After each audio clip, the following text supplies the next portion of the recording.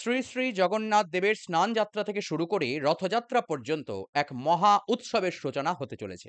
জগতের কল্যাণের হেতু কৃপা সিন্ধু ভগবান এই কলিতেও যে জীবের মঙ্গলের জন্য কতটা উদ্বিগ্ন, তিনি যে কতটা মঙ্গলময়, সেটা আজকের এই ভিডিওর শেষে আপনারাই বিচারে সক্ষম হবেন। নমস্কার, আমি শিবপ্রসাদ মুখোপাধ্যায়। আজকের এই একটা ভিডিওতেই আমরা শ্রী শ্রী জগন্নাথ দেবের স্নান যাত্রা থেকে শুরু করে রথযাত্রা পর্যন্ত সম্পূর্ণ রহস্য আপনাদের কাছে প্রকাশ করার চেষ্টা করব। আমরা জানব কে এই জগন্নাথ, কেন তিনি এই যাত্রা করেন, আর সর্বোপরি জগতের নাথ হয়েও তিনি এরকম অদ্ভুত দর্শন কেন। প্রথমেই জানতে হবে স্নান যাত্রা থেকে শুরু করে রথযাত্রা পর্যন্ত এসবই যাত্রা কেন, একে পুজো না বলে যাত্রা বলা হয় কেন। তার কারণ তিনি জগৎপতি হয়েও ভক্তদের উদ্ধার করবার জন্য সেই গোলকধাম ছেড়ে এই ধরাধামে এসে সারা বৎসর মন্দিরের গর্ভগৃহে অবস্থান করেন। ভক্তগণ সারা বছরই তার কাছে যান ও তিনি তাদের দর্শন দেন। কিন্তু তিনি জগৎপতি হয়েও ভাবলেন, সারা বছর ভক্তগণ আমার কাছে আসেন, কত দূর থেকে কত কষ্ট সহ্য করে ভক্তরা আসে, তবে এবার আমি যাব তাদের কাছে। হ্যাঁ, পরম কৃপাময় করুণাসাগর দয়ানিধি ভগবান জগন্নাথ দেব এই ঘোর কলিতেও ভক্তদের কাছে নেমে আসেন, তার গোলকধাম ছেড়ে, তার সিংহাসন ছেড়ে, এমনকি মন্দিরের সুখসজ্জাও ছেড়ে। হ্যাঁ, আমার হিন্দু ধর্মের ঈশ্বর আমার সাথে থাকেন, আমার সাথে লীলা করেন, আমার সাথে স্নান করেন, আমার সাথেই রথে ওঠেন। পৃথিবীর অন্য আর একটিও রিলিজিয়ানের কি তাদের উপাস্যকে এইভাবে সেবা করবার সুযোগ হয়? কমেন্ট করে জানাবেন অবশ্যই। যাই হোক, এই যে তিনি আমাদের জন্যেই জগৎ কল্যাণের জন্য যাত্রা করেন, তাই একে স্নান যাত্রা ও রথযাত্রা বলে। স্নান যাত্রার দিন তিনি ১০৮ কলসি ঠান্ডা জলে স্নান করেন। আমার মতো ভক্তরা অলস প্রকৃতির জন্য সকালবেলা ঘুম থেকে উঠতে চাই না। লোকশিক্ষার জন্য ভগবান ঠিক করলেন, ঠিক অরুণোদয় কালে তাকে স্নান করাতে হবে। হ্যাঁ, আকাশে যখন সূর্য তখনও দেখা যাচ্ছে না, কিন্তু সূর্যনারায়ণের আলো সবে প্রকাশিত হয়েছে মাত্র, ঠিক সেই সময় শ্রী শ্রী জগন্নাথ দেব ১০৮ ঘড়া ঠান্ডা জলে স্নান করেন, আর স্নান করে বাঁধিয়ে বসেন এক মহাজ্বর। হ্যাঁ, যিনি স্বয়ং এই সৃষ্টির কারণ, সমগ্র সৃষ্টি যার অঙ্গুলি হেলনে চলছে, তিনি জ্বর বাঁধিয়ে বসেছেন। মনে রাখবেন, এ তার লীলা মাত্র, যাতে আমাদের মতো ভক্তগণ তাকে আরো আপন করে কাছে টেনে নিতে পারি। তাই তিনি এই জ্বর লীলা প্রকাশ করেন। যে নিচু, সে সবসময় উঁচুকে দূরে রাখতে চায়, প্রয়োজনে তার কাছে যায়, কিন্তু কখনোই তাকে সেভাবে আপন করতে পারে না। আমরা যারা পাপী তাপী ভক্ত, তারা সেই জগৎপতির সামনে কতটা ক্ষুদ্র, আমরা কিভাবে তাকে আপন করে নিজের করে নেব? অন্তর্যামী শ্রী শ্রী জগন্নাথ দেব দেখালেন, দেখো, তোমরা যেমন অসুস্থ হও, দেখো আমারও জ্বর হয়েছে। তোমাদের যেমন ডাক্তার দেখে, আমাকেও বৈদ্য দেখতে এসেছে। তোমরাও যেমন ঔষধ খাও, আমিও পাচন খাই। তোমাদেরও যেমন এই জ্বরের সময় মুখে রুচি থাকে না, তেমনি আমিও ৫৬ ভোগ ত্যাগ করে দিয়েছি, খেতে রুচি পাই না। আমিও তোমাদেরই মতো, আমিও তোমাদের আপনজনই। আচ্ছা, এর পরেও কি তাকে পর করে রাখা যায়? ভক্তদের থেকেও যার আকুলতা বেশি, তিনি কি আর আমাদের পর হতে পারেন? হ্যাঁ, তিনি ভক্তের ভগবান। ভক্তরা তার দর্শনের জন্য যতটা ব্যাকুল, ভক্তদের জন্য তিনি আরো আরো বেশি আকুল।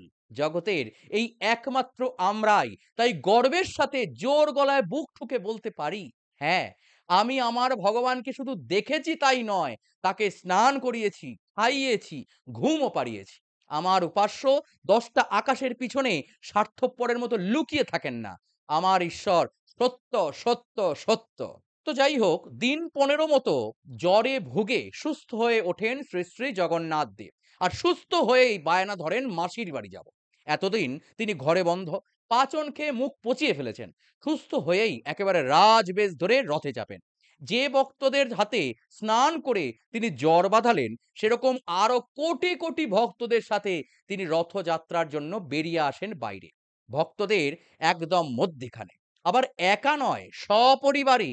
তার সে রথ কি যে সে ব্যাপার নাকি? সুবিশাল ৩টি রথে চেপে শ্রী শ্রী জগন্নাথ দেব, শ্রী শ্রী বলরাম দেব ও শ্রী শ্রী সুভদ্রা দেবী ভক্ত পরিবৃত হয়ে মহানন্দে চলেন মাসিমার বাড়ি। ভক্তরা সেই রথের দড়ি টেনে নিয়ে চলে। সেখানে কেউ ব্রাহ্মণ নয়, কেউ শূদ্র নয়, বড়লোক আর গরিব সেখানে আলাদা নয়। সূচি অসুচি উচ্চ নীচ ভেদ যেখানে জয় জয় জগন্নাথ ধ্বনিতে চাপা পড়ে যায়, সেইখানে জগন্নাথ দেব রথযাত্রা করেন।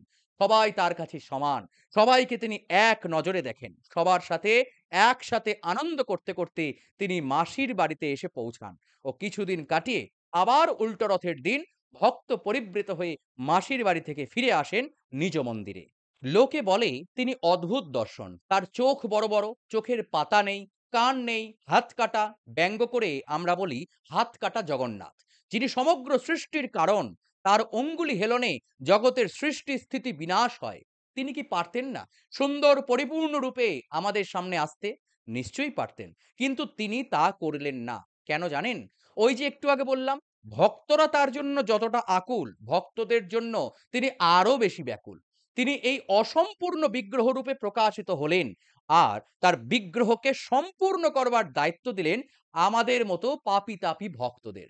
তিনি শুধু ভক্ত পরিবৃত হয়ে বছরে একদিন স্নানযাত্রা বা রথযাত্রায় চান না, তিনি চান যাতে প্রত্যেক ভক্তের হৃদয়ে প্রতিটা ক্ষণ প্রতিটা মুহূর্তে তিনি থাকতে পারেন। ভক্তরাই নিত্য তার ধ্যান করবে ও তার অসম্পূর্ণ বিগ্রহকে নিজের চিন্তাতেই পূর্ণ বিগ্রহ করে তুলবেন। যদি তিনি সুন্দর পরিপূর্ণরূপে প্রকাশিত হতেন, তবে কি আমরা ভক্তরা ধ্যান করে তাকে পূর্ণ করবার চেষ্টা করতাম? তিনি সর্বজ্ঞ, তিনি জানতেন না যে আমাদের মতো কুলাঙ্গাররা ব্যঙ্গ করে হাত কাটা জগন্নাথ প্রবাদ বানিয়ে দেব? জানতেন। তবুও তিনি ভক্ত হৃদয়ে বাস করবার জন্য পতিত উদ্ধারের হেতু এই কলিতেও এত কৃপা বর্ষণ করছেন এইভাবে। এইবার আপনারা বলুন তো, ভগবানের সত্যতা নিয়ে কি আর কোনো প্রশ্ন আছে আপনাদের মনে? তিনি যে কতটা কৃপাময় এ বিষয়ে কি এখনো সন্দেহ আছে আপনাদের মনে? এখনো কি আপনারা তার উদারতা আর বিশালতার প্রতি সন্দিহান? নিচে কমেন্ট করে জানাতে ভুলবেন না। অবশ্যই নিচে কমেন্ট করুন জয় জয় জগন্নাথ লিখে। আর যদি আপনি তার ভক্ত হন, অবশ্যই একটা লাইক করবেন। আর যদি ভিডিওটা ভালো লেগে থাকে, তবে শেয়ার করে সনাতন ধর্ম প্রচার ও প্রসারের যাত্রায় আপনাদের সহযোগিতা করবার জন্য অনুরোধ রাখলাম। আর যারা এই চ্যানেলের নতুন দর্শক, অবশ্যই নিচের লাল রঙের সাবস্ক্রাইব বাটনটি ক্লিক করে বেল আইকন প্রেস করে সঙ্গে থাকুন।